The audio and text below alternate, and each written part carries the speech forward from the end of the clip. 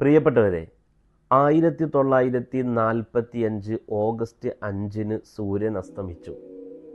ശാന്തമായ രാത്രി, എല്ലാവരും കിടന്നുറങ്ങി. ഓഗസ്റ്റ് 6 സൂര്യൻ ഉദിച്ചു, പ്രകാശം പരന്നു. മണിക്കൂറുകൾ പിന്നിട്ടു. 8:15 ജപ്പാനിലെ ഹിരോഷിമയിൽ അമേരിക്കൻ ബോംബർ വിമാനം അനോലഗെ ലിറ്റിൽ ബോയ് എന്ന് പറയുന്ന ന്യൂക്ലിയർ അണുബോംബ് വർഷിക്കുകയാണ്.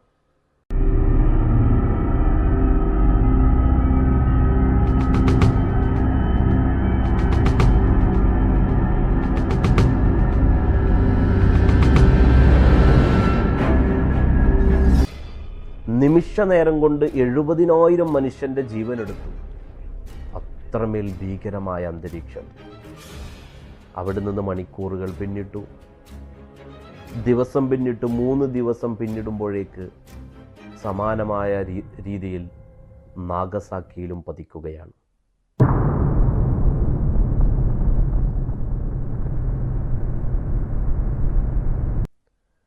ദിവസങ്ങൾ പിന്നിടുമ്പോഴേക്ക് 70,000-ൽ നിന്ന് 1,40,000 മനുഷ്യരുടെ ജീവനെടുക്കുന്ന രൂപത്തിലേക്ക് അത് മാറുകയാണ്. അവസാനിച്ചില്ല.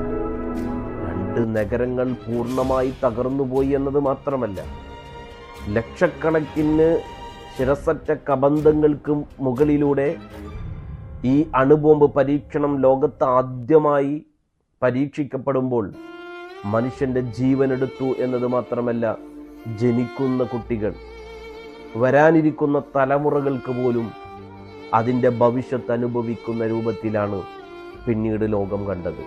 കൈയില്ലാത്തവർ, കാലില്ലാത്തവർ, ശക്തമായ രോഗങ്ങൾ പിടിപെട്ടവർ, ജീവച്ഛവമായ ഒരുപാട് മനുഷ്യരുടെ ജീവിതമാണ് പിന്നീട് ലോകം കാണേണ്ടി വന്നത്. ഇത് ലോകം ഇനിയും ആവർത്തിക്കരുതേ എന്ന് പറഞ്ഞുകൊണ്ടിരിക്കുന്ന ഒരു യാഥാർത്ഥ്യമാണ്. മനുഷ്യത്വരഹിതമായ ഒട്ടനവധി സംഭവങ്ങൾ ലോകത്ത് നിലനിൽക്കുമ്പോൾ ഇത്രമേൽ ക്രൂരമായ നടപടി അമേരിക്ക ഒരു ജനതയുടെ മേൽ ചെയ്തു തീർക്കുമ്പോൾ ഒട്ടനവധി ഉദാഹരണങ്ങൾ നമ്മൾ കണ്ടുകൊണ്ടിരിക്കുകയാണ്.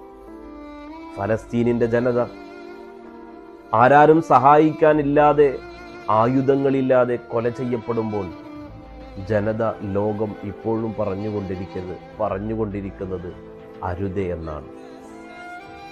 ഇങ്ങനെ മനുഷ്യ ജീവന് വില കൽപ്പിക്കാതെ കപാലികർ രാജ്യം ഭരിച്ച എത്രയോ ഉദാഹരണങ്ങൾ ലോകത്ത് കടന്നുപോയിട്ടുണ്ട്. നമുക്ക് വീണ്ടും വീണ്ടും സമൂഹത്തോട് പറഞ്ഞുകൊണ്ടിരിക്കുക, എന്തെങ്കിലും പ്രശ്നങ്ങൾ ഉണ്ടാകുമ്പോൾ, ഏതെങ്കിലും തരത്തിലുള്ള യുദ്ധങ്ങൾ ഉണ്ടാകുമ്പോൾ, അക്രമങ്ങൾ ഉണ്ടാകുമ്പോൾ നിരപരാധികളെ ആക്രമിക്കരുതേ, നിരപരാധികളുടെ മേൽ നിറയൊഴിക്കരുതേ, നിരപരാധികളെ ഇഞ്ചിഞ്ചായി കൊന്ന് കൊലവിളിക്കരുതേ എന്ന് നമുക്ക് പറഞ്ഞുകൊണ്ടേയിരിക്കാം. ഏതെങ്കിലും വ്യക്തികളോടോ സമൂഹത്തോടോ ഉള്ള വിദ്വേഷമോ പകയോ ആ ജനതയോട് നീതികേട് കാണിക്കുന്ന രൂപത്തിൽ ഒരിക്കലും ചെയ്തു പോകരുത്.